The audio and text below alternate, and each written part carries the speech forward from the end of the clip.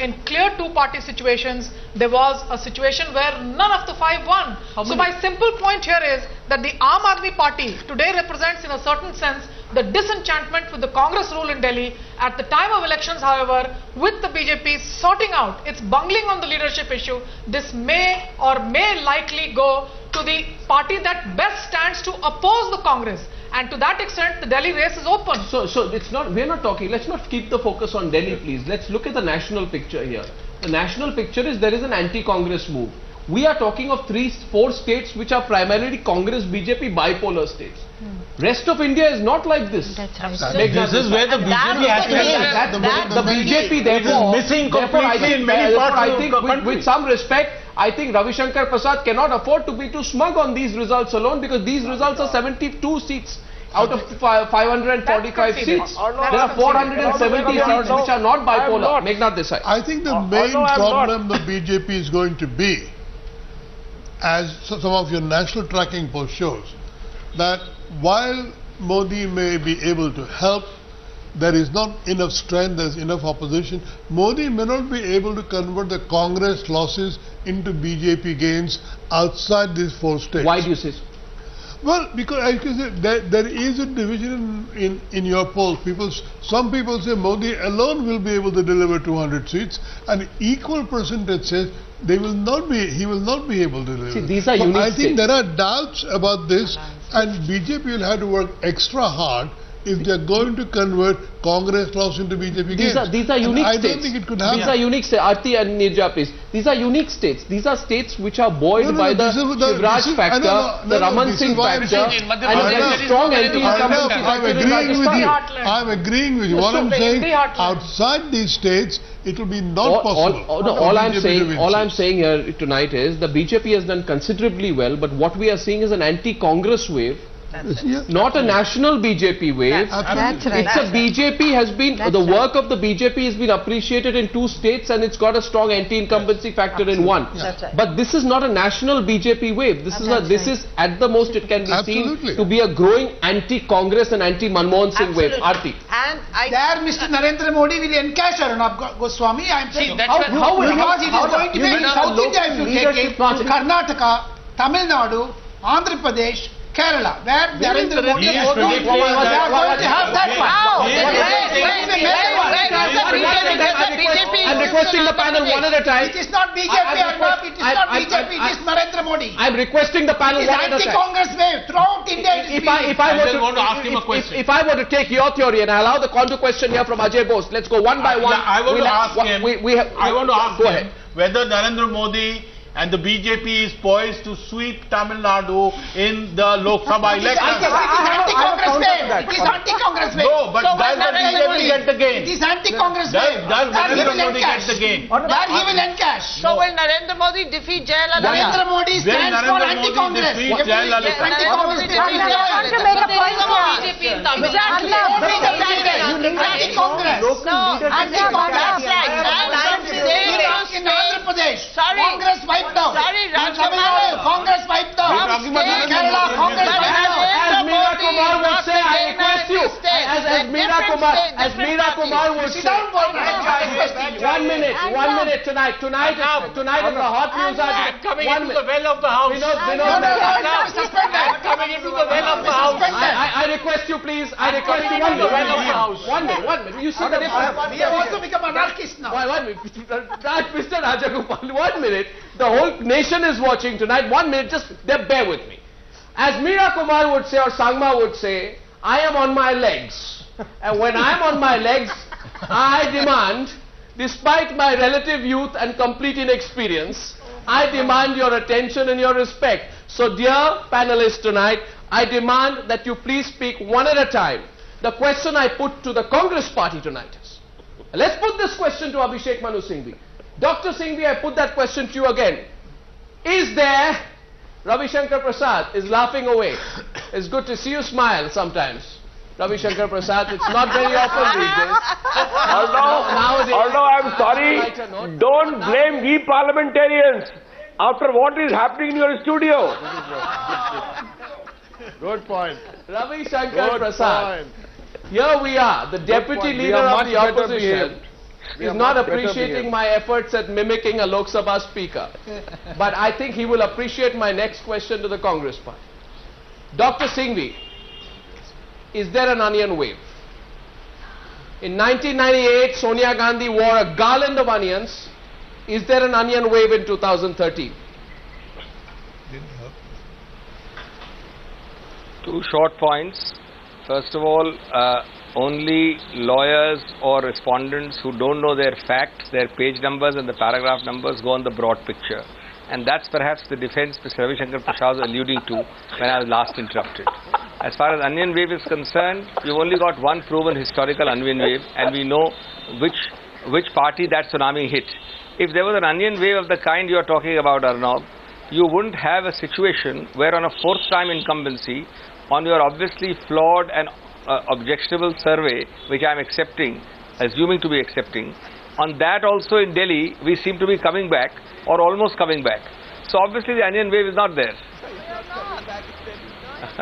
No. You're not coming back in Delhi. Well, you're not coming back by a stretch. Can I explain? Unless Can I explain? Kejriwal makes you come back. Can I explain? Yes. You're not coming the difference, back. So therefore, why did I say I said coming back? First of all, with an onion wave, the BJP on a fourth time incumbent is tied with us on your survey. With our 28, if you add your 5, we come to 33. The midway mark is 35. I don't think the chasm is unbridgeable. If Mr. Kejriwal wants his pound of flesh, there will be another election. But that's not an onion wave. You're undermining the issue of price rise. You're undermining the issue of price. I get Derek in. Vinod Mehta coming to you. I get Derek in. Derek, is there an onion wave? Question number 1. By which I metaphorically mean an impact of the price rise which neutralizes all the benefits the Congress hopes to get from the land acquisition bill and from the food security bill. Is there in that sense a price rise wave, an anti-incumbency wave, I think, which you see emerging broadly at a broader level? Yes, Derek. To stretch your analogy, I don't think there's any wave. There's going to be a tidal bore. And this tidal bore, where the people of India are going to take a call and shake the Congress up like they've never shaken before. I don't know what numbers you've given them, but they won't reach 100. And the BJP too, I think Navika cracked this, and I want to, in fact, repeat what she said. What she said, and I think this is the core point, that the Congress is losing, the BJP can't benefit. So even if you take your Delhi as an example, there are alternatives available in Bengal, in Odisha, in Bihar, in Tamil Nadu, and in a whole lot of other states. I think that is the key point. No wave, it's a tidal bore of the people. And I can tell you something, these numbers, and as I said, we are kite flying, so whether you want to accept these numbers or not accept these numbers, one thing is absolutely crystal clear here. BJP and Congress are getting nowhere. Congress will be closer, maybe, as you suggest, to close to 100. BJP maybe 150 or whatever, 140. But it's the big chunk, and the people of India for once will vote in this manner. And we appeal to the regional parties to come together for this People's Federal Alliance. And I know Mr. Singhvi of the Congress and Mr. Ravi Shankar Prasad are taking it very smugly and very lightly. Fair enough, that's their call. But 6 months later, Arnav, I want to come back on your channel to discuss the same kind of trend. But I don't think, is Devesh Thakur taking it seriously? I don't know if he's even taking it seriously. His concern is how he does in Bihar. You're the one who's constantly pitching for a federal alliance. Ravi Shankar Prasad he's raised his hand out there. Yes, go ahead, Ravi Shankar Prasad. First of all, let me tell my very good Derek that I'm not smug. We respect regional parties. We have been respecting regional parties. Though I differ with his assessment of the present situation. But since he mentioned about Bihar, I come from that state. I know a little of it. I can only say the result of Bihar in Lok Sabha is going to be astonishing. And we'll discuss about that separately. But on a larger issue, let me come back again. See the historical experience. 98, 96, 97 is not going to be repeated. India has moved on. This whole anti-incumbency has become a thing of the past. People are giving 2 terms, 3 terms to people who are performing well. And people are rejecting those who are not performing well. And people are not giving a scope for ambiguity. They went to the extent of giving a majority even to Akhilesh Yadav. regardless of how he made a mess of it. Shivraj is a Singh separate Chauhan's chapter. achievements. Similarly, Why are you in the light undermining of Raman leadership of Singh's Narendra achievement by Modi saying that and it his is a common popularity achievement these days? when the I election thought will you would come, be pitching it you- because when Narendra Modi got 3 terms, then you all said he got a hat trick. But when Shivraj Singh Chauhan and Raman Singh are getting 3 terms, you are saying it's a common factor, almost like No, Tarun please, I'm Gogoi not. I'm very winning the proud of Assam that. election. Don't put words. They are my good friends and good leaders. But today Narendra Modi is the leader of the BJP for the post of Prime Minister. And therefore, once that come about, I would say, in the context of the anti-Congress mood of the country, not only price rise, but also corruption, India's economic growth over, sense of insecurity because of what is happening on the borders, people will go for a party, for a leader, and surely the BJP will come and fit that bill. This election, ladies and gentlemen, and one of the reasons we did the survey tonight, we were asked why are you doing the survey now, we said, one of the reasons we are doing the survey is to understand which party will have the momentum. I take that question to Vinod Mehta and then to Sankarshan Thakur. In terms of momentum being the operational word, what does the Congress party lose or the BJP gain out of these? Now, first of all, can I just warn you that if you want to be Speaker of the Lok Sabha, you must be some kind of masochist. That's right. Now, what we are seeing from all the polls, I think it is true that this so-called Federal Front or Third Front may get 240, 250 seats if you add them all together. Sir, don't use that term. But imagine the prospect of a country like India being ruled by Prakash Karat, Mayawati, Jayalalitha, Mulayam Singh Yadav, Mamta Banerjee. I mean, Make your reservation clear, we'll get Derek to respond. I think what Make your reservation clear. What is your problem? My problem is besides that these people have to be attached to a large single party, and then they can make up the numbers. But between if you leave it to them, 12 or 13 people. Derek, Vinod Mehta, I don't understand this thinking with great respect. You are appalled at the possibility of okay. So, but Derek wants to respond to you. Derek actually wants to come back and take you on. Derek, yes. I just want to. Mr. Mehta, with all respect, yesterday on a program he used a lovely term which he referred to some people as Devas Walas. I would like to twist his term around, and what he just expressed was a Dilli Wala view, perhaps. But there's one very interesting thing in that, is that he said these regional parties have to attach themselves to a larger party, meaning the Congress or the BJP. The twist there is the Congress or the BJP may need to attach themselves to this group of parties, and there's a big difference between A and B.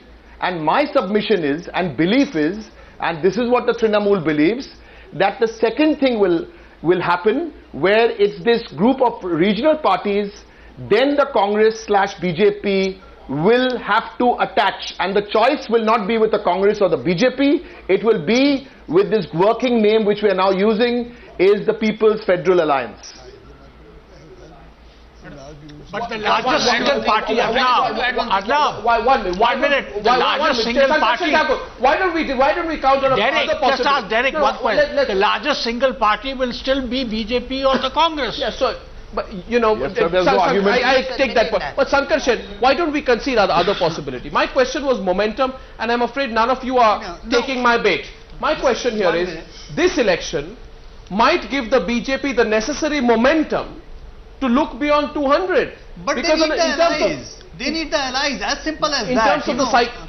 Yes, it's half of India where BJP is so-called non-existent. Between the difference between 96, 98 and 99 was not just Vajpayee, not just BJP vote. The difference was all in allies. Yes. I mean, it's no rocket science. BJP or the Congress, they need the allies to get to the number.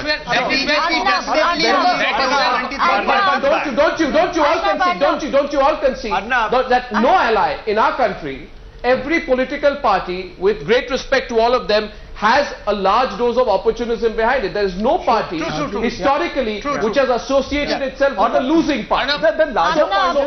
Just one point I want to make. See, that is where Narendra Modi is Congress's biggest threat and biggest opportunity. Yes. Because if he fails to get that magic number of 180 or 200, whatever, the Congress, for the first time in history of Congress party, office of Prime Minister is open.